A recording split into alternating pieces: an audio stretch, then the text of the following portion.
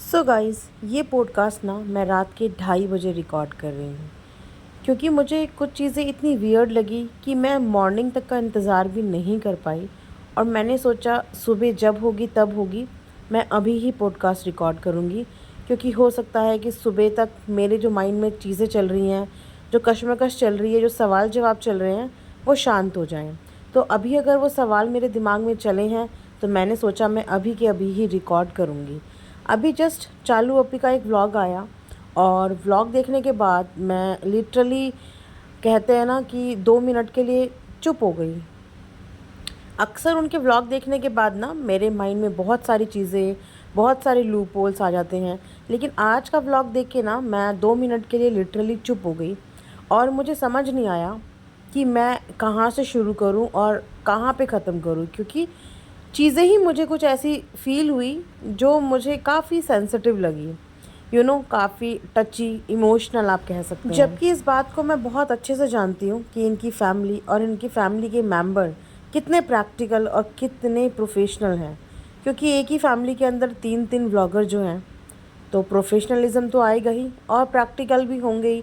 क्योंकि एक व्लॉगर हर किसी को, चाहे वो इंसान हो, चाहे वो जानवर हो, चाहे सुख हो चाहे दुख हो, हर किसी चीज़ को सिर्फ एक कंटेंट की नज़र से देखता है। एक व्लॉगर सिर्फ एक व्लॉगर होता है, उसके अलावा वो कुछ भी नहीं होता।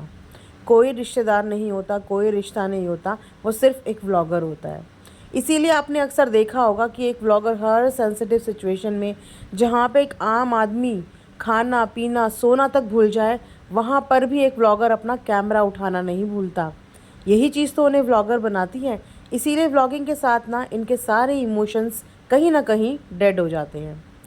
तो मुझे सिर्फ एक चीज़ आपसे पूछनी है, और ख़ासकर उन लोगों से जो इतने ब्लाइंडली इस फैमिली को फॉलो करते हैं और इतना विश्वास और इतना ट्रस्ट उन पे करते हैं। तो क्योंकि ये लोग तो हमारा जवाब देंगे ही नहीं, तो आप ही मुझे इस बात का जवाब दीजिए कि ऐसा क्यों होता है कि हर बार चालू अपी से मिलने के बाद लोग रोते ही हैं।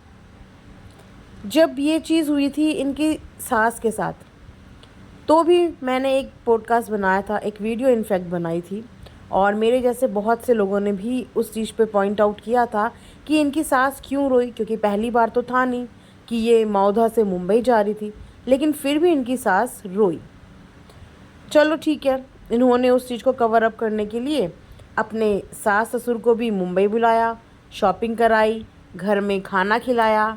अपने आप बना के नहीं, खाना वाली कुक रख ली थी, उससे बनवा के खिलाया। लेकिन हाँ, प्याज ज़रूर अपने हाथ से काटा। तो ठीक है, उस समय भी चुप हो गए।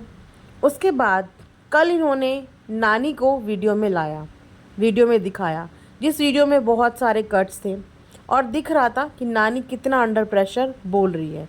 क्योंकि जिस नेचुरल तरीके से नानी पहले बोला करती थी ना, अब ऐसा तो है नहीं कि हम नानी को फर्स्ट टाइम देख रहे हैं, हम उन्हें पहले भी देख चुके हैं, तो हमें पता है वो कैसे बात करती हैं, कैसे खिलखिलाती हैं।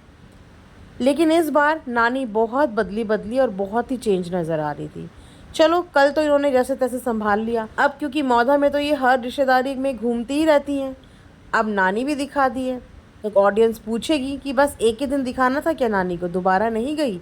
तो इसीलिए मजबूरी में इन्हें आज भी नानी के पास जाना पड़ा। लेकिन आज नानी अपने इमोशंस रोक नहीं पाई, इनके कैमरे के आगे वो एक्टिंग नहीं कर पाई, ठीक होने की, खुश होने की, अच्छा होने की वो एक्टिंग नहीं कर पाई, और वो भी टूट गई। वो भी इनसे लिपट के रोने लगी। क्यों?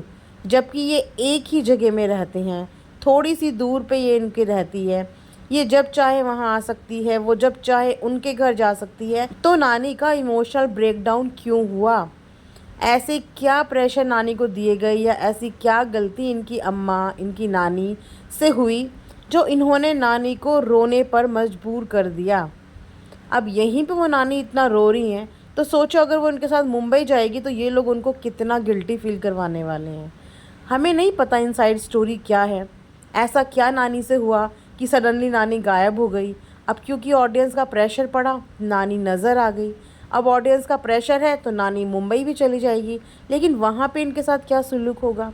एक बुज़ुर्ग इंसान का इस तरीके से दिल तोड़ना, एक बुज़ुर्ग इंसान को इस तरीके से इमोशनली ब्लैकमेल करना और उसको प्रेशर देना, ये कहाँ तक आप लोग सही मानते हो? क्योंकि डेफिनेटली कुछ ना कुछ तो ऐसा हुआ है, वरना वो रोती ही नहीं। और जैसे ही वो रोई उसी समय वो व्लॉग वहीं के वहीं पे कट हो गया।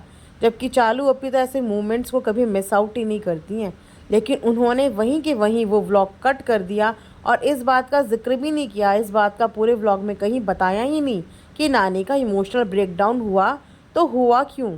ऐसा क्या कर रहे हो तुम नानी के साथ? चलो तुम्हारी तो नानी है, लेकिन तुम्हारी अम्मी, वो तो बहुत रिश्तेदारी को संभालने वाली है ना। उन्होंने तो सबको एक माला सूत्र में बांधा हुआ है।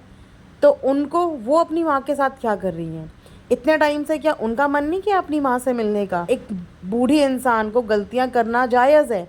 बूढ़ा इंसान के मुंह से कुछ भी निकल सकता है, उससे कुछ भी गलतियाँ हो सकते हैं।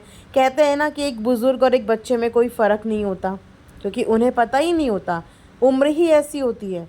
तो उस उम्र में तुम अपनी अम्मा की गलतियाँ नहीं माफ़ कर पा रहे हो, अगर कि उन्होंने की हैं, क्योंकि पता नहीं उन्होंने कुछ गलतियाँ की भी हैं या उनको इसी तरीके से बस यूज़ करके साइड फेंक दिया गया है।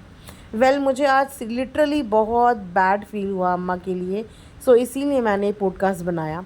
तो आप सब मुझे कमेंट सेक्शन में बताना कि आपको भी क्या ये चीज़ें रियलाइज़ हुई कि अम्मा के ऊपर डेफिनेटली कुछ ना कुछ तो प्रेशर है। आपको ये पॉडकास्ट मॉर्निंग तक मिल जाएगा। पसंद आया तो like share and subscribe and thanks for watching earth mom Dehradun.